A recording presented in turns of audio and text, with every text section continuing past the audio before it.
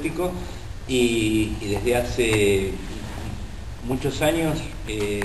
trabajo en este tema de la protección del ambiente. Soy parte del movimiento ecologista y, como decía Daniel, desde hace algunos años trabajo en dos organismos no gubernamentales, uno que se llama Acción por la Biodiversidad, que es una pequeña ONG local desde donde hacemos un sitio que se llama Biodiversidad en América Latina y el Caribe, que después les dejo la información para que todos la lleven, y en otra que es una pequeña ONG internacional con la que editamos desde hace 13 años una revista que se llama Biodiversidad, Sustento y Culturas, y que es de suscripción gratuita. Acá les dejo algunos ejemplares, pero el que le interese recibirla, allí están los datos para suscribirse. Y básicamente en todo este ámbito de trabajo, como también decía Daniel, hacemos investigación y difusión de lo que son las problemáticas de la biodiversidad, pero más específicamente, más que hablar de la biodiversidad en general, o sea,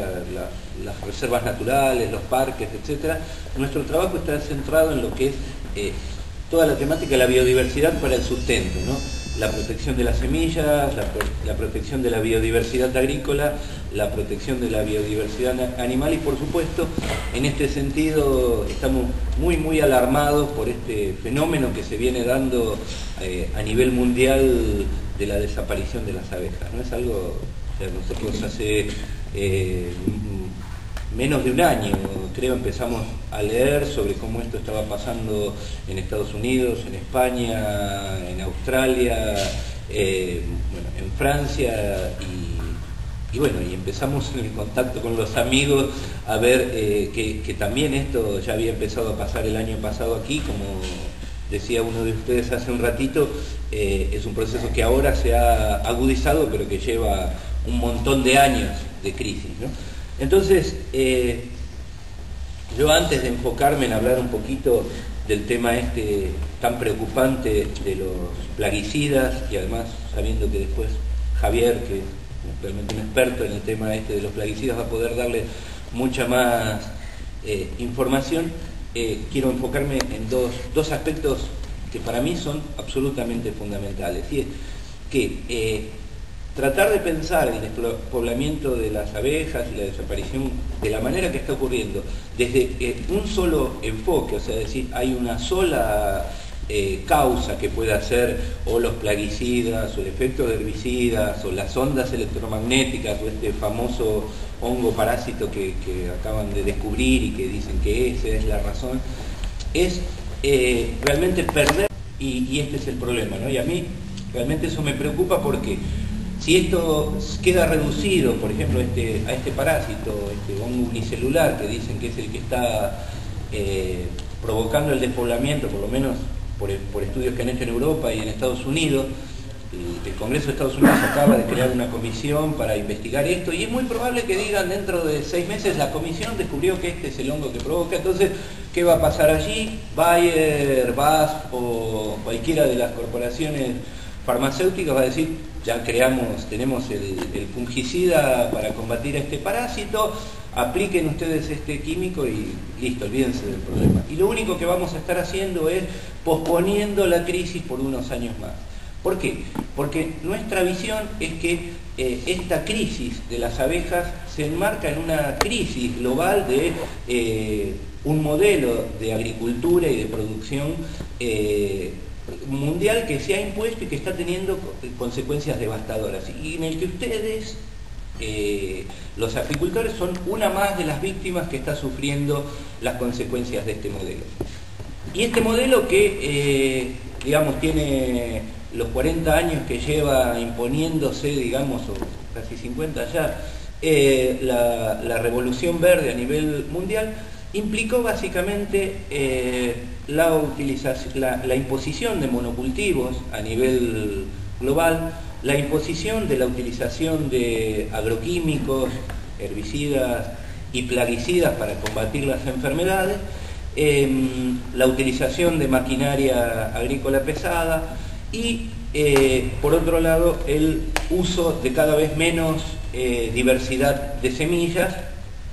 no solo de la mano de los monocultivos, sino que también dentro de cada cultivo se empezaron a utilizar variedades híbridas, variedades controladas y vendidas por las multinacionales, que impusieron, digamos, esta extensión de los monocultivos, que en Argentina tenemos uno de los mejores ejemplos con estas 16 millones de hectáreas de soja que tenemos, que no solo cubren 16 millones de hectáreas, sino hasta las banquinas y todo espacio que pueda haber disponible para poner algo de soja, ¿no? Esta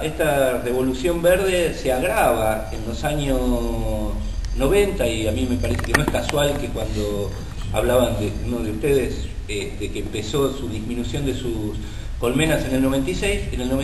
es el año en el que en Argentina se empieza a sembrar justamente la soja transgénica, y la soja transgénica es parte de un paquete tecnológico en el que no solamente ya Monsanto en este caso vende las semillas de soja, sino que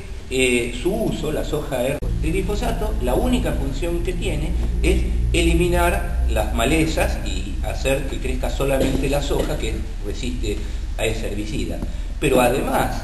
de utilizar glifosato, en esos millones de hectáreas de soja hay que utilizar otros